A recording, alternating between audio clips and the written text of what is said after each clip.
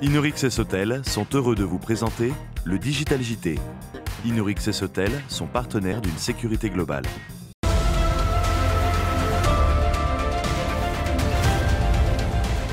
Bienvenue dans ce numéro de novembre du Digital JT d'Agora News Sécurité. Bonjour à tous et bonjour Patrick. Bonjour Mickaël. Alors dites-nous quels sont les principaux titres de ce numéro. Alors les voici Patrick. D'abord la place de la sécurité privée selon Christophe Castaner. Le départ de Philippe Aloncle de la DCS. Et toujours bien sûr une actualité riche concernant les entreprises. Alors Patrick, commençons par les déclarations du ministre de l'Intérieur concernant le rôle de la sécurité privée. Oui, alors c'est la première fois que Christophe Castaner a été aussi clair sur ce sujet. Il s'est exprimé au salon Millipol qui s'est tenu du 19 au 22 novembre à Villepinte. Alors qu'a-t-il dit exactement le ministre ? Alors, je cite son discours. « Je n'ai aucune opposition à associer les entreprises de sécurité au renforcement de la protection des Français. Il nous faut nous appuyer sur cette force, car elle est indispensable de faire appel au savoir-faire de chacun et de travailler main dans la main. » Il a même été encore plus loin. « Il n'existe aucune limite aux coopérations, sauf la souveraineté. » Alors, Patrick, pourquoi de tels propos en ce moment ? Alors, il faut se rappeler que le livre blanc sur la sécurité intérieure est en cours de réflexion. Il comporte d'ailleurs un volet consacré aux coopérations entre forces de l'ordre régaliennes, police municipale et sécurité privée. Christophe Castaner donne donc ainsi une direction très marquée pour les orientations à venir de ce livre. Bon, merci Patrick pour cet éclairage. Alors, du nouveau, du côté des nominations, je crois. Eh bien non, justement, il n'y en a pas. Et cela tombe très mal dans le contexte actuel de préparation de la réforme de la sécurité privée. On peut nous expliquer ça, Patrick ? Eh bien oui, Philippe Aloncle, qui est délégué aux coopérations de sécurité, a été nommé en novembre haut fonctionnaire de défense adjoint au ministère de l'Éducation nationale et son remplaçant n'est toujours pas désigné. Oui, bon, c'est extrêmement fâcheux.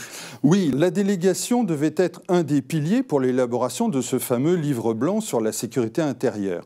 Des rumeurs ont même fait état de la suppression de la DCS, mais cette éventualité semble désormais écartée. Toujours est-il que le nouveau délégué, quand il sera nommé, et ce n'est pas forcément tout de suite, ne sera pas opérationnel dans l'immédiat.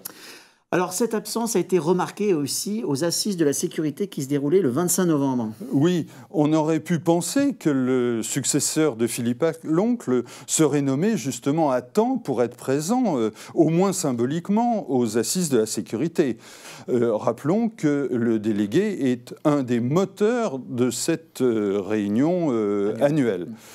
Il n'en a rien été pour cette 6e édition. D'ailleurs, ces assises ont été assez décevantes. Laurent Nunez, qui s'est décommandé au dernier moment, aucune annonce particulière n'a été faite, contrairement aux années précédentes, et le contenu des interventions n'a vraiment pas été très innovant.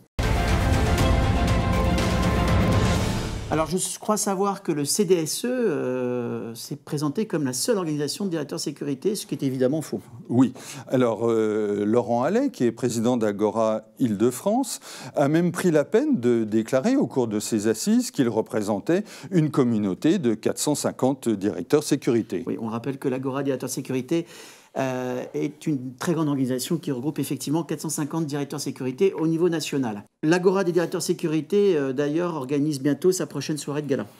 Oui, un événement incontournable. La 9e édition aura lieu le 6 février prochain à Paris sur le thème en pleine actualité de la place du directeur sécurité dans le continuum de sécurité.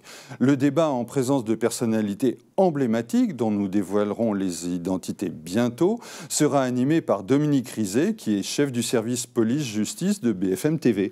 Alors, une soirée qui promet d'être mémorable. Nous y reviendrons, comme vous l'avez dit, dans notre prochaine édition. Mais continuons par la vie des entreprises en France, Patrick. Oui, alors je voudrais évoquer la stratégie de Securitas France, par exemple, dans la sécurité électronique, et le plan de restructuration de Fichet. Alors, commençons par Securitas, si vous voulez bien. Oui, la filiale française du groupe suédois a racheté le fonds de commerce de Sesam, un installateur de sécurité électronique qui lui permet de se renforcer régionalement dans le nord-est de la France. Alors, Securitas veut visiblement, Patrick, se développer dans la sécurité électronique, c'est ça? Oui, c'est sûr. Rappelez-vous, il a racheté Automatic Alarm en janvier 2018, qui est un poids lourd de ce secteur. Gilles Bonnefoy, directeur de Securitas Technologies France, annonce d'ailleurs qu'il travaille sur de nouvelles acquisitions dans ce domaine. Affaire à suivre. Et qu'en est-il de Fichet? Alors, après son plan social, dont nous avons déjà parlé dans un de nos JT en mai dernier, le groupe se recentre sous la houlette de son PDG, Michael Gass. Il se recentre sur quelques secteurs porteurs, par exemple les sites sensibles, les sites tertiaires, alors que le segment de la clientèle bancaire de Fichet, où Fichet est vraiment un acteur majeur, n'a pas le vent en poupe en raison notamment des grandes suppressions d'agences bancaires. D'autres axes de développement? Oui, surtout l'export et puis la sécurité électronique aussi. Des mesures qui commencent à porter leurs fruits puisque le groupe est redevenu bénéficiaire en 2019 et sera bénéficiaire en 2020. Bien Patrick, nous finissons ce Digital JT par notre rubrique internationale. Oui, alors nous allons l'aborder cette fois-ci sous un autre angle. Nous allons parler de résultats financiers. Alors, pas trop de chiffres quand même. Hein. Non, je vous promets, Michael, il n'y en aura pas un seul. Simplement, on peut tirer quelques grandes lignes des publications financières qui ont été annoncées ces dernières semaines. Vous allez voir, les résultats sont complètement différents selon les entreprises. Alors, dites-nous cela. Alors, on remarque que certains groupes vont très bien. Par exemple, Assa Abloy, Dormakaba ou Loomis. Alors que d'autres enregistrent un ralentissement de leurs ventes, comme Securitas. Il en est même qui publient des reculs de leur chiffre d'affaires, comme Stanley Sécurité, ou même une baisse de leurs bénéfices, comme Prosegur ou Guenebo. Alors on va regarder cela avec attention si cela se poursuit au cours des prochains mois. Voilà, merci Patrick, merci à tous et à tous de nous avoir suivis pour ce Digital JT d'Agora News Sécurité. À bientôt, merci Patrick, au revoir. Au revoir, Michael. Inorix et Sotel vous ont présenté le Digital JT. Inorix et Sotel sont partenaires d'une sécurité globale.